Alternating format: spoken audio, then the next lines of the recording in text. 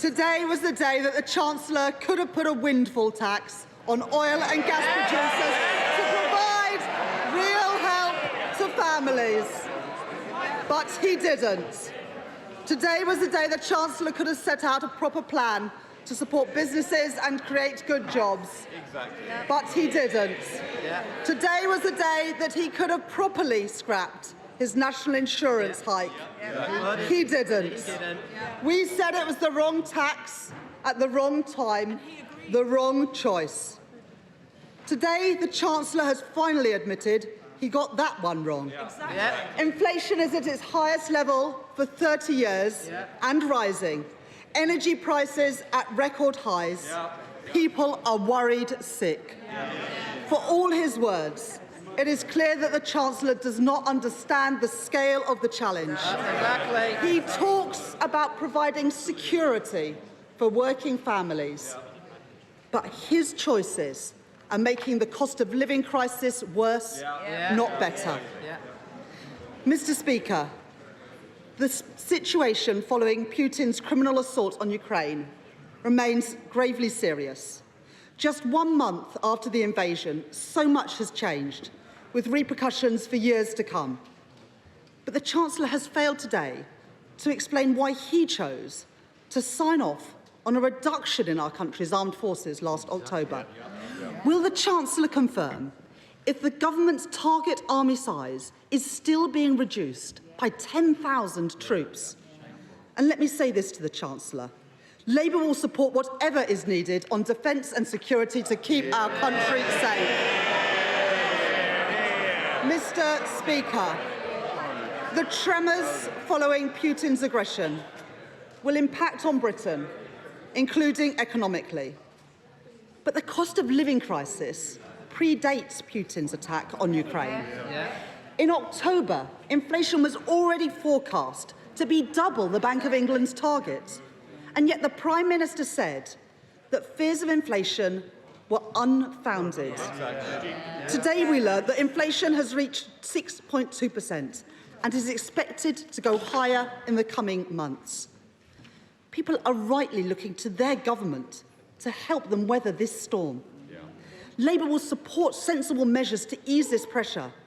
But what the Chancellor has announced today says everything we need to know about his priorities. The cost of living crisis is hitting people particularly hard because incomes have been squeezed during the last 12 years of Conservative governments. Ordinary families, disabled people, pensioners, facing really difficult choices. Mums skipping meals so that their children don't.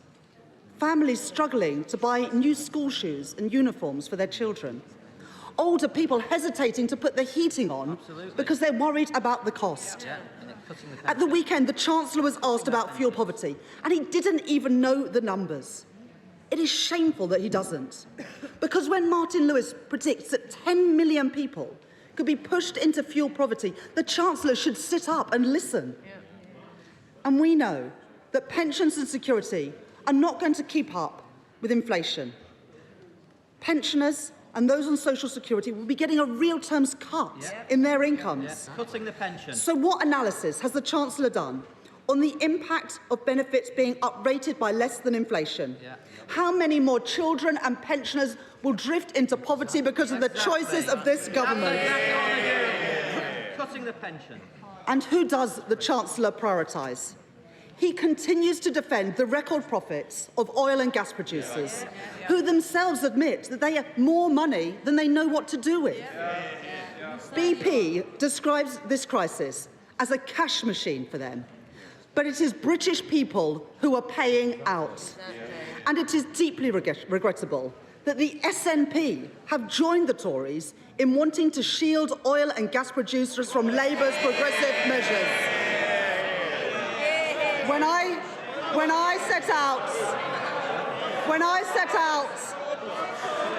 I set out Labour's plans for a windfall tax in January, we estimated that it would have raised £1.2 billion. Now, because of the continued rise in global oil and gas prices, it would today raise over £3 billion. That's money that could be used to help families and pensioners and businesses. With a cut to VAT, a real Brexit dividend that would help working families and pensioners across our country. And a targeted warm homes discount that would see families and pensioners on the lowest and modest incomes being supported by £600. Now, today the Chancellor comes along after 12 years of failure on energy efficiency and announces a VAT cut on building materials. This is wholly inadequate. A proper energy efficiency scheme, like the one we have set out, could cut bills by £400 to people from next year. And the silence from the Chancellor on our energy-intensive manufacturing industries is appalling. At this time of national crisis, people and businesses need a government that is on their side. Now, the Chancellor spoke of difficult choices, and I agree. There are always choices to be made, like who to tax and who to shield. Despite the Chancellor's reluctant measures, the facts are that he is still taking money out of people's purses and wallets with an increase in national insurance contributions. The changes that he is making today begs the question, why did he embark on these changes in the first place, despite the warnings from the Labour Party and from many, many others? Now, it's one thing for the Prime Minister and Chancellor to disagree with each other, but the centrepiece of the statement that the Chancellor has delivered today is based on a disagreement with himself. And for all his tax rising on millions in the middle, where is the increased tax contribution for the very wealthiest in society? A landlord with a large number of properties won't be paying a penny more in taxes, but their tenants will. Someone with significant income from buying and selling stocks and shares won't be paying any more in tax. But those people powering our economy will. The Chancellor has made the wrong choices. Now, the Chancellor says we can't help everyone, and that's absolutely true. But who has the Chancellor been helping out? Those who have been swindling the taxpayer. The Chancellor left open the vaults for widespread waste, crony contracts and a frenzy of fraud. It was, as his former Tory Treasury Minister put it, happy days if you are a crook. 7 billion items of PPE not usable and now being burnt. Taxpayers' money literally going up in smoke. £3.5 billion worth of contracts awarded to friends, donors and pub landlords. And it gets worse. The Chancellor has been signing cheques to fraudsters, including organised criminals and drug dealers. Let's put the Chancellor's fraud failure in context. He has lost a staggering £11.8 billion of public money to fraud. This is twice the amount that a previous Conservative government lost on Black Wednesday.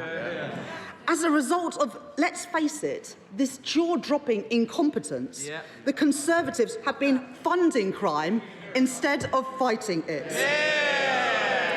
And now the Chancellor has the audacity to come to British taxpayers asking them to pay more to fill his black hole. But there can be no cover-up to hide political embarrassment. Let's call in the National Crime Agency to investigate. We need answers, people held to account, because let's be clear, taxpayers want their money back. The truth is, Mr. Speaker, people can no longer afford the Conservatives. Working families can't, pensioners can't, and businesses can't. The weak growth forecast we've seen today should be flashing red on the Chancellor's desk. And the Chancellor says, in his statement today, that the work starts today. Is he serious? The Conservatives have been in government now for 12 years. Not 12 hours. What has taken them so long? Because Since his party entered government, the UK has experienced the biggest downgrade in growth of any major economy. With the last Labour government, economic growth was 2.1% a year. Under the last 12 years of the Conservatives, it's averaged 1.5%. And now we know that growth has been downgraded this year too. Now, growth is essential for funding our public services, keeping taxes under control, and keeping a handle on public finances too. That's why Labour have announced a tough set of fiscal rules to get our debt and our deficit down. But the truth is that because of this government's failure to get the economy growing, it's this Chancellor that has to put up taxes on families and businesses a staggering 15 times. This Chancellor has raised taxes more in the last 2 years than any previous Chancellor in the last 50. Now, he says it's all down to the pandemic, but the truth is the Conservatives have become the party of high taxation because they are the party of low growth. Now, I understand that the Chancellor has a portrait of Nigel Lawson above his desk. Well, today we've got an energy price crisis, record prices at the pumps, inflation is back. The truth is, he's not Nigel Lawson, Mr. Speaker. He's Ted Heath with an Instagram account.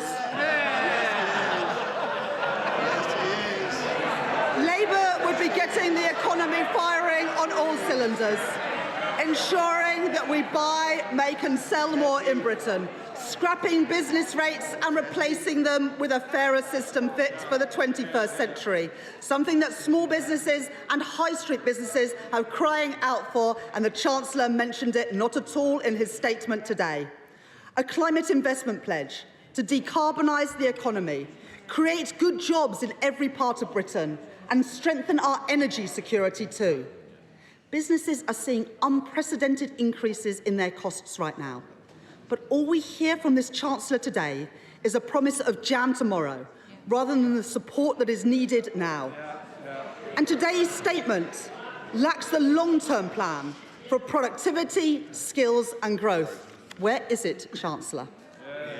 Mr. Speaker, I can't help but feel that in both the Chancellor's recent May's lecture and in his statement today, we are presented with increasingly incredible claims.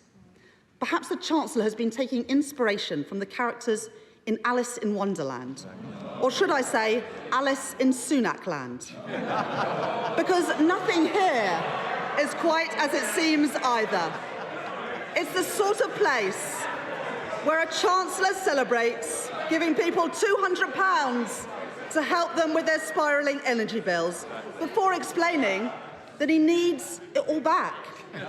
In Sunak land, the Chancellor proclaims, "I believe in lower taxes," while at the same time as hiking Alice's national insurance contributions.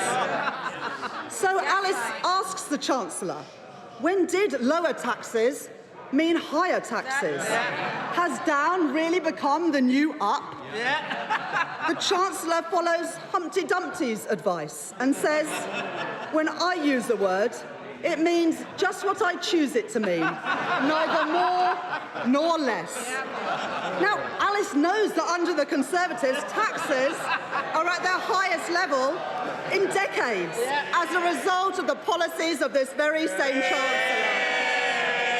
In fact, this Chancellor was the only G7 finance minister to raise taxes on working people during this crucial year of recovery. Curiouser and curiouser. As Alice climbs out of the rabbit hole to leave Sunak land, she recalls the words of the White Rabbit and concludes that perhaps the Chancellor's reality is just different from yours. The actual reality, Mr. Speaker, is that this Chancellor's failure to back a windfall tax and his stubborn desire to pursue a national insurance tax rise are the wrong choices. In 8 days' time, People's energy bills will be rising by 54%.